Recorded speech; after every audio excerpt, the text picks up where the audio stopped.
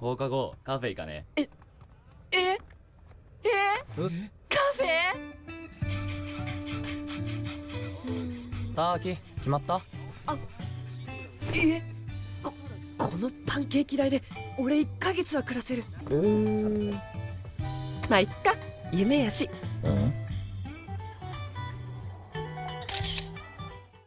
What's going on, guys? Welcome back to another episode of Anime Kitchen, the show where we bring the food of anime and other media to life. Today's menu will be the souffle pancakes from Your Name. Souffle pancakes originated from Japan and gain the characteristic fluffiness by incorporating meringue into the batter.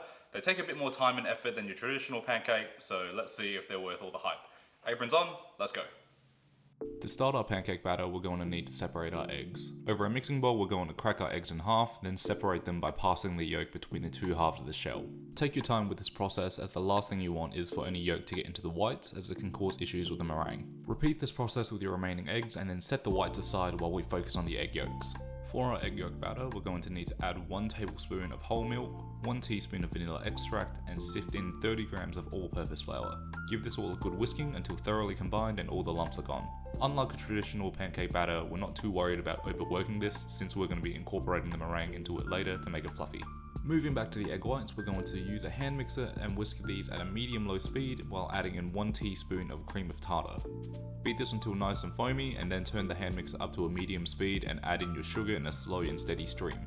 Once all the sugar is incorporated into the meringue, you're going to continue to whisk this until you reach stiff peaks. This means that you can take the beaters out of the meringue and the points will be rigid and unmoving. Now, to complete our pancake batter, we're going to need to bring back the egg yolk mixture from before and add in 1/3 of the meringue into that egg yolk mix and whisk it in until well combined and the egg yolk batter has loosened up. You can be a bit rougher at this stage, but try not to knock out too much of the air.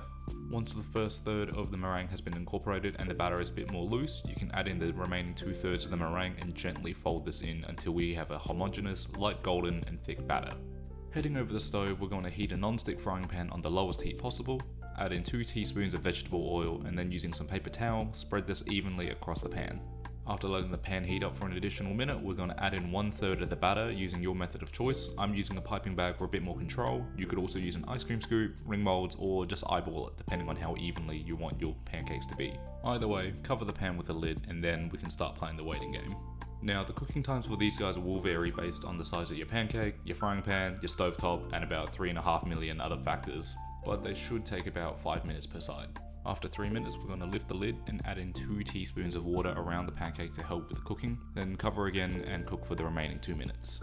Once the first side of the pancake is cooked, we're going to carefully flip this and repeat the process for another 5 minutes, and then when your pancake is done, you can transfer it to a plate and keep it warm in the oven while we make our remaining pancakes. So now we've got our pancake stack and we're ready to get all dressed up. You may have noticed that they've deflated a bit on the plate. Unfortunately, this will happen over time, and I'd recommend that if you have the space and equipment, make multiples of these at once to avoid this. Either way, using the movie scene as a reference, we're going to begin plating by placing a pat of butter on the top of our stack. Then we're going to meticulously start placing pieces of pineapple and mango around the pancakes. Mango season is unfortunately coming to an end in Australia, so I've used some segmented oranges instead. By the way, if you ever thought segmenting citrus or carving a pineapple was difficult, subscribe to the channel because I'll be starting a new series soon to go through all sorts of techniques for you guys to make life a bit easier in the kitchen. Self-promotion aside, we're then going to add our blueberries and raspberries onto the plate, or in my case, I'm going to be using strawberries rather than raspberries because I forgot to buy them for this video. Then we're going to place 2 quenelles of whipped cream onto the side of the plate and top them with a bit of lime zest. Finally, pancakes wouldn't be complete without some maple syrup. And there you have it, souffle pancakes from Your Name. Okay guys, so after 30 minutes, we finally got our stack of pancakes. Let's see if they're worth all the hype. And I've got to say, these are damn good pancakes. The light and fluffy from the meringue being folded into the batter, the fruit brings some sharpness and acidity to help balance the plate, and the cream, weirdly enough, makes the whole affair just a little bit less rich.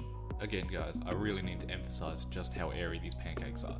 They're like these fluffy little sugar clouds, and while I wouldn't recommend making these all the time, it's definitely a recipe that you could consider if you're trying to impress somebody.